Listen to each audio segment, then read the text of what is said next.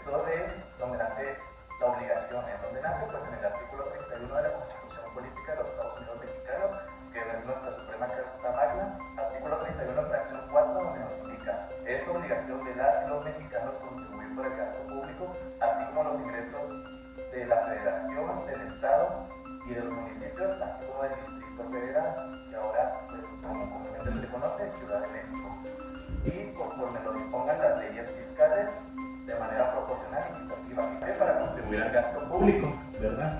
Como lo puede ser salud, infraestructura, deporte, educación, seguridad, etc., etc. Bueno, ese sería el primer punto, que sería la introducción. El segundo punto tenemos el paquete económico, que básicamente nos habló pues de un pequeño resumen de un artículo de Deloitte, el cual nos habla básicamente sobre las tasas inflacionarias para el año 2024 de Producto Interno Bruto, que se van a permanecer igual. Va a bajar el tipo de cambio, van a bajar las tasas de interés, al igual que el precio del petróleo va a bajar un poquito más de lo que se tenía estimado en dólares. Eso nos habla básicamente de ese tema. El siguiente fue el Plan Maestro SAT 2024, el cual nos habla de la manera en la que el SAT va a fiscalizar este 2024 a través de qué medios. Bueno, pues principalmente tenemos lo que son la vigilancia profunda, implementar el uso de inteligencia artificial, o la llamada comúnmente IA, para poder fiscalizar a los contribuyentes en ciertas actividades, la contabilidad electrónica. Esta tiene por ende a mandarse pues de manera periódica, puede ser mensual o etcétera, dependiendo del periodo. Entre los principales envíos que se deben de realizar de los documentos, pues deben de ser principalmente 3.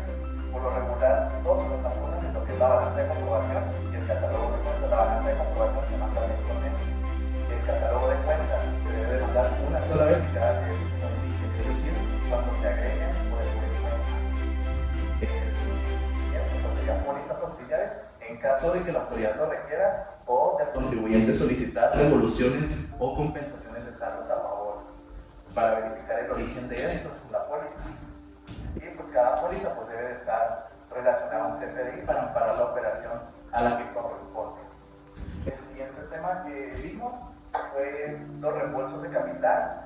Los reembolsos de capital básicamente nos hablan sobre la CUCA, mantenerla actualizada, y pues en que únicamente forma el reembolso de capital, pues va a pagar el impuesto conforme al artículo 78 de la Ley del Impuesto sobre la Renta, fracción 1 y fracción 2, que se establece. Es decir, pues sobre aquellos casos en los que se realicen ciertos pagos de dividendos, y estos excedan o no, pues de lo que tenían en CUCA. Ese es el beneficio fiscal que incluye en este tema. El siguiente tema sería la industria maquiladora, que básicamente nos habló sobre los precios de transferencia. Entre los precios de transferencia, pues son aquellos entre partes relacionadas que tienen las empresas para poder mantener o sustentar sus operaciones a precios accesibles de mercado, que ese estudio lo debe hacer un economista, y por lo regular pues deben de tener en cuenta muy presente ese concepto de precio de transferencia al momento de estarlo. Entonces, la industria maquiladora calcula su impuesto de una manera diferente. Lo calcula no como comúnmente se realiza, hacen un método especial que se llama Safe Harbor. El Safe Harbor sirve para determinar nuestros activos financieros, es decir, pues lo que tengamos, porque vaya que resaltar que la industria maquiladora no cuenta con un inventario como tal, entonces lo que cuenta más para determinar su impuesto son los activos financieros, sus inventarios, su activo fijo, ¿verdad?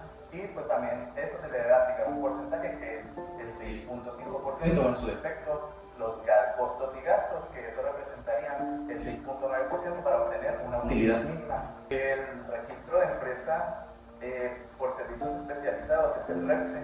Entonces, pues este registro se debe actualizar cada 3 años. En su caso, cuando acaba de empezar, pues fue ahora su renovación, porque empezó en 2021 me parece, y ahora debe de terminar o culminar su primera renovación en 2024 en mayo.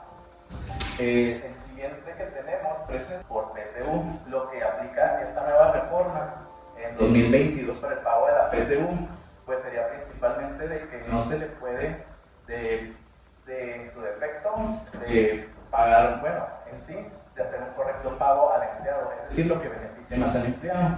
En este caso sería lo que beneficie mayor, lo que sería promedio de 3 meses de salario o el promedio de los últimos 3 años, el que sea menor, o en su defecto beneficia al trabajador. Eso fue principalmente el tema. El siguiente sería sobre los CFDIs, que básicamente es un comprobante fiscal electrónico, digital por internet, electrónico, que consta de 2 partes, un XML y un PDF, entre los cuales están unidos. Y pues el PDF es una representación impresa de lo que es un comprobante fiscal digital por internet o un CFDI, y no tiene validez. El que más tiene validez es el XML porque ampara la operación, y hay tanto de traslado, de nómina, de ingreso, de egreso o de retenciones en su defecto.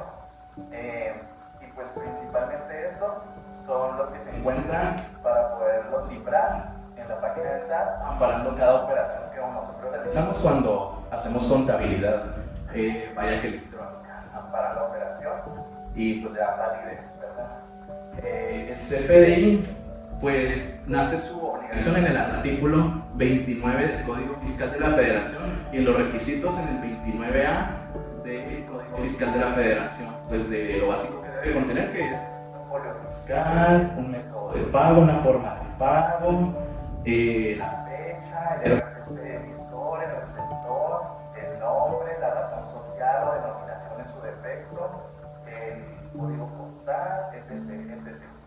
Entonces el siguiente tema sería subsidio al empleo. Dijimos que era inexistente o inoperante del 1 de enero al 30 de abril del año 2024, es decir, este año. ¿Por qué era inoperante o inexistente? Bueno, pues vaya de que los salarios se iban inflando año con año según el crecimiento o lo que se le iba añadiendo, vaya de porcentaje año con año en este gobierno, en este último sexenio. Entonces el subsidio no se estaba haciendo este mismo incremento, vaya. Entonces, ¿qué se hizo? Bueno, se determina la UMA en 2024, en febrero de cada año.